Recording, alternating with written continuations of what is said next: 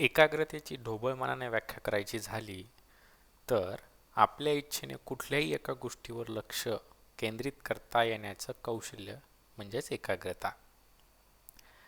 वाचायला पण तुम्हाला सोपं वाटलं असेल, पण सरळ सरळ आपण असं म्हणू शकतो की आपल्या इच्छेने आपलं लक्ष कुठे ठेवायचं हे ठरवता येणं.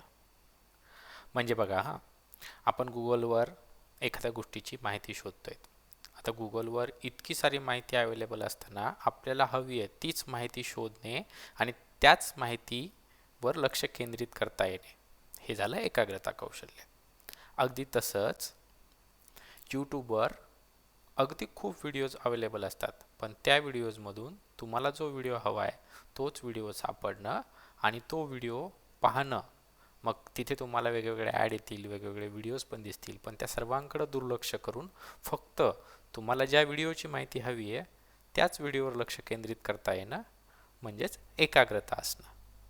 किंवा तुम्ही असंही म्हणू शकतात की तुम्ही जेवण करतायत आणि जेवताना तुम्ही टी व्ही पण बघत आहात, तर टी व्हीकडे लक्ष न देता फक्त जेवणाकडे, जेवणाच्या चवीकडे लक्ष देता येणं म्हणजेच एकाग्रतेने जेवणं. अशी अनेक उदाहरणं सांगता येतील. इंटरेस्टिंग आहे ना? चला तर मग आपण पाहूयात की या एकाग्रतेचे काय फायदे असतात.